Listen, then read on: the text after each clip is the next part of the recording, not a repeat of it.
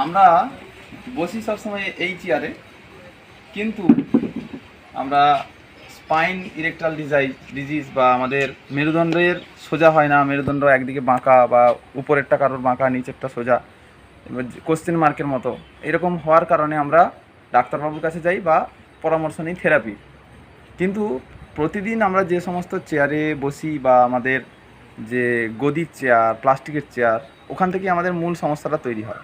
তো প্রাথমিকভাবে আমাদের কিন্তু এই বসার পদ্ধতিকে পাল্টাতে হবে। বেঁকে বসা বা আমরা উপরে বসছি নিচে খাচ্ছি, এগুলোকে পরিবর্তন করতে হবে। কী করতে হবে? উঁচু জায়গাতে খাবার রাখা, যাতে করে আমাদের সুবিধা হয়। আমরা ঠিকঠাক রাখতে হলে কী করতে হবে? আবার চেয়ার টেবিলে বসলেও কিন্তু খাওয়ার হজম কম হয়। তখন কী করতে হবে? আমাদের কোনো একটা কাঠের ডেস্ক করে নিচে আমরা বজ্রাসনে বসে খাবো হজমের জন্য। দ্বিতীয়ত, আমরা কয়েকটা আসন করতে পারি। নমস্কার। আমরা কিছু যোগাসনের মাধ্যমে সেটাকে ঠিক করতে পারি। যোগাসনগুলো আমরা পাশের স্ক্রিনে দেখাচ্ছি, আমরা এইভাবে অভ্যাস করতে পারি। প্রথমত গোমুখাসন, যেটাকে আমরা ব্রহ্মচর্য আসন বলি বা লোকনাথ বাবার আসন বলি। গোমুখাসনটা কীভাবে করতে হবে?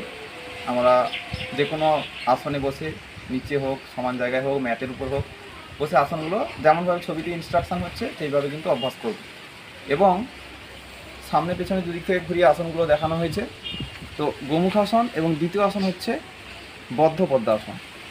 এই গোমুখাসন এবং বদ্ধ পদ্মাসন কন্টিনিউ করলে অবশ্যই আমাদের যে স্পাইনাল যে প্রবলেম, যেটা মেরুদণ্ড বেঁকে যাওয়া বা স্পাইনাল যে ইরেকটাল ডিজিজ, তো এগুলো কিন্তু অটোমেটিক ঠিক হতে শুরু করবে। কিন্তু আমাদের লাইফস্টাইলটাকেও চেঞ্জ করতে হবে, যাতে করে আমাদের মেরুদণ্ড বেঁকে সামনে ঝুঁকে পড়তে বসা, কি আমাদের কাজ করার সময় অনেকক্ষণ ঝুঁকে থাকা, সেগুলো কিন্তু আমরা কাঠের চেয়ার যাতে ব্যবহার করা যায় তার অভ্যাস করতে হবে। কারণ যতটা আরাম করতে যাব আমরা, তত আমাদের ক্ষতি বেশি হবে। গদিযুক্ত চেয়ার ব্যবহার করা, এগুলো কমিয়ে দিতে হবে। তো আমাদের গঙ্গাসাগর যোগ গুরুকুলমের ইউটিউব চ্যানেলে আমরা বিভিন্ন রকম হেলথ টিপস এবং এই জাতীয় লাইফস্টাইল ডিজিজ যেগুলো, সেগুলোকে নিরাময়ের উপায় বলে থাকি। আর তাই সবাইকে সাবস্ক্রাইব করে রাখতে বলবো, যাতে করে পরবর্তী এইরকম ভিডিওগুলো আমরা পেয়ে যাই এবং বিভিন্ন গুরুত্বপূর্ণ তথ্যের মাধ্যমে আমরা একটা রোগমুক্ত ভারত গড়ার পরিকল্পনা এগোচ্ছি। তাতে আমরা সবাই সামিল হই।